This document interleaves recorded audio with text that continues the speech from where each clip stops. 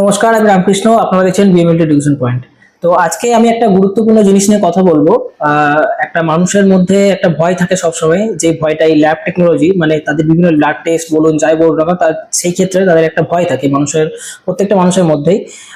তার মধ্যে প্রথম হচ্ছে যে আমরা যখন তাদের কাছ থেকে ব্লাডটা নিই, তখন তারা ভাবে যে এতটা ব্লাড তো টেস্টের জন্য লাগে না, কিন্তু এতটা ব্লাড কেন নিচ্ছে, এতটা ব্লাড নিয়ে ওরা হয়তো বিক্রি করে দেবে বা কিছু করে দেবে, এরকম ওরা ভাবে। তো একদমই সেটা না, আমাদের টেস্টের জন্য যতটা ব্লাড লাগে আমরা ঠিক ততটা ব্লাডই নিই। তো আপনাদের এই বিষয়ে কোনোদিন ভয় পাওয়ার কোনো দরকার নেই। আর এছাড়াও যে ব্লাড ব্যাংকের ক্ষেত্রেও, সে ব্লাড ব্যাংকের ক্ষেত্রেও যখন যারা ব্লাড ডোনেশন ক্যাম্প করায়, তখন যারা ব্লাড দেয় তারাও ভাবে যে এতটা ব্লাড নিচ্ছে, ব্লাড গুলো হয়তো ফেলে দেবে বা বিক্রি করে দেবে আলাদা জায়গায়, বা অন্য কিছু করবে, নষ্ট করবে। তো একদমই সেরকম ভাববেন না আপনারা।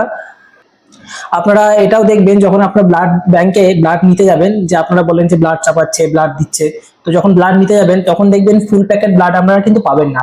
তার কারণটা আমি বলে দিচ্ছি। আপনারা ভাবেন যে আমি তো দিলাম 350 ml ব্লাড, কিন্তু আমি পাচ্ছি কেন 250 ml ব্লাড।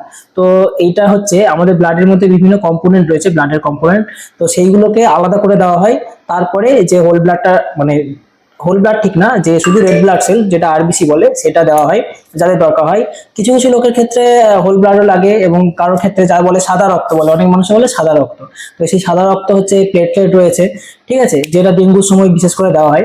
তো এগুলো নিয়ে কখনোই আপনারা ভয় পাবেন না, এইসব জিনিসগুলো ভয়ের কিছুই না। আপনারা ভাববেন যে যারা হসপিটাল বা যে কোনো জায়গায় হোক, প্রাইভেট সেক্টর হোক বা সরকারি সেক্টর হোক, সব জায়গাতেই যারা কাজ করছেন তাদের উপরে আপনারা কখনো এই নিয়ে চোটপাট করবেন না যে আপনি এতটা রক্ত নিলেন, আমাকে এতটা ফেরত দিচ্ছেন। এটা একদমই হয় না। তো ব্লাড গুলো যাওয়ার পরে বিভিন্ন রকম তার টেস্ট করা হয়, মানে তার মধ্যে কোনো এসটিডি রয়েছে কিনা, সেক্সুয়ালি ট্রান্সমিটেড ডিজিজ, সেগুলো দেখা হয়। যদি সেরকম কিছু পাওয়া যায়, তখন সেই ব্লাডটাকে ডিসকার্ড করা হয়। তো এই ভয়গুলো আপনারা কখনোই পাবেন না, এগুলো একদমই নর্মাল ব্যাপার। ঠিক আছে। তো মানুষের মধ্যে এখনো এটি একটি কুসংস্কারের মতনই রয়েছে, যে আমার ব্লাড নিয়ে বিক্রি করে দিচ্ছে, এই করে দিচ্ছে। তো এগুলো কখনোই আপনারা ভাববেন না। তো থ্যাংক ইউ সবাইকে, সবাই ভালো থাকবেন। দেখা হচ্ছে পরের ভিডিওতে।